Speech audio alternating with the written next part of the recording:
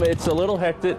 Traffic is a little crazy, but you know, it's a lot of fun, and keeps us very busy here. Brandon Ray is the manager at Guido's restaurant and says the Lone Star Rally brings anywhere from 30 to 40% boost in business. And as a resident of Galveston, he doesn't mind the extra traffic. Yeah, it gets very noisy, but you know, it's worth it. Between Friday and Sunday, the Lone Star Rally is expected to attract hundreds of thousands of bikers, and they're from all over the country. Baltimore, Maryland. We're from Baltimore, yeah. This couple traveled 2 days from the East Coast, and they aren't the only ones who told us the Lone Star Rally is their favorite. This bike rally is my favorite rally. We go to pretty much all of them. And it's not like all of these folks are professional bikers. There are lawyers, doctors, and even your local insurance adjusters. And the guys that do, we have a common bond. We all get along, and we all have the same, I guess, thread there is. You can expect to see live music, bike giveaways, vendors of all sorts, and yes, tons of bikes. Not everybody can ride a bike.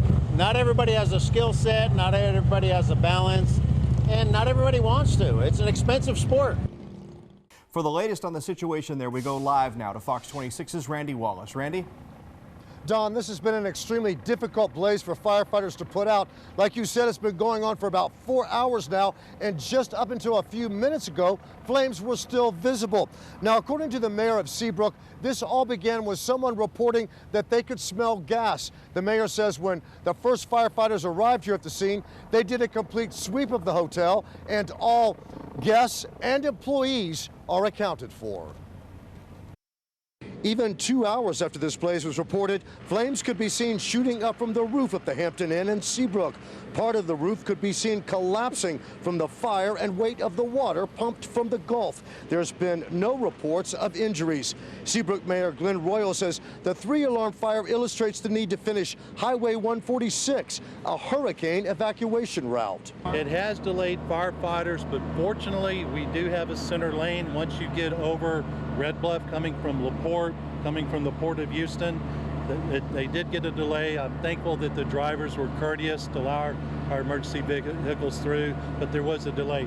We've had firefighters respond from several neighboring communities, and they were able to get here in a timely manner. The mayor says the hotel's occupancy rate was about 20% when the blaze broke out. Guests relocated to another nearby hotel or could spend the night in the Seabrook Community Center.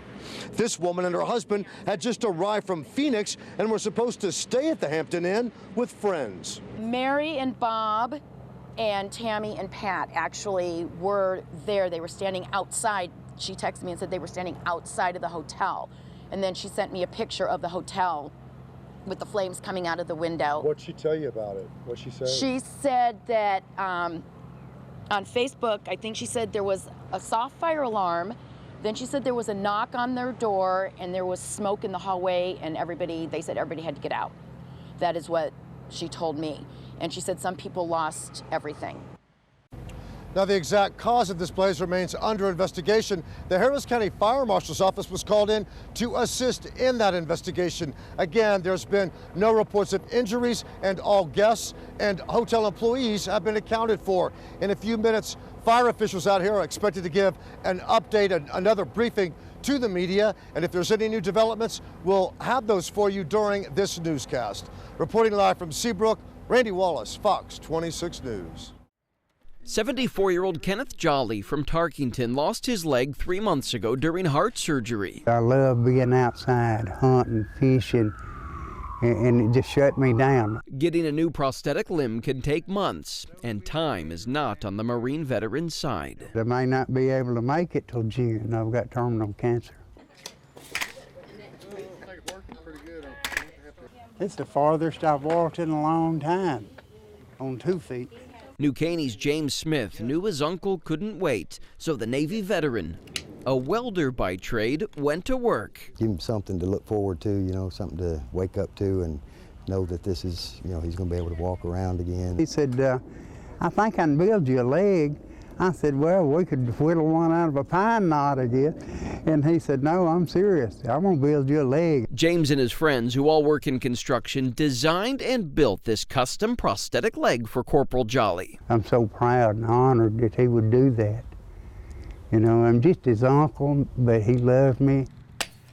It took the talented and creative craftsman just 2 weeks to complete. I was kind of thinking it'd be like a little peg leg at first, but this, you know, I'd get a little more involved with it, and then I had another idea, and a whole lot of scratching my head at the kitchen table, wondering how we could do it, looking at the pieces and parts. The impressive leather work took a bit longer. That job belonged to Doug Beck. I just did what a friend does. It's awesome to see somebody smile, be able to walk.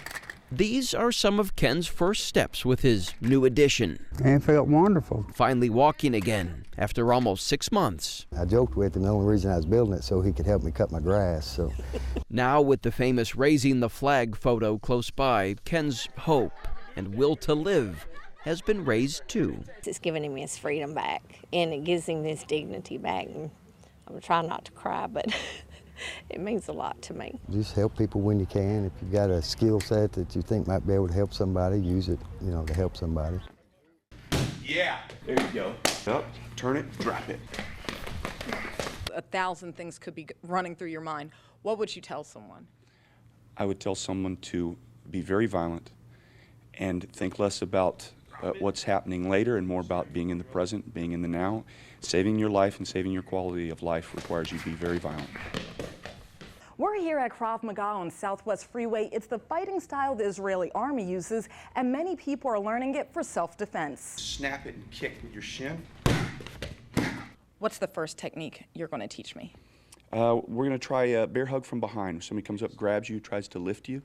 Your goal is to drop your weight so you can't get lifted. Get very low. Try to strike the groin as many times as you can or as needed. You can flail your arms, move around a lot, fight a lot, turn in, throw knees, throw combatives until it's safe to leave. Drop it, bam, there you go. We're going to work on a very basic buck, trap, and roll. You're going to try to get my weight up and over. You're going to roll over, you're going to throw combatives, you're going to run when it's safe to go. Perfect. Boom! Probably somebody trying to grab somebody's throat from behind and pull them backwards as a bar arm choke on your throat, trying to pull you. We're going to try to pluck the hands and turn in and throw combatives. We'll show you more great techniques right on our website. Just check out myfoxhouston.com. In Southwest Houston, Ashley Johnson, Fox 26 News.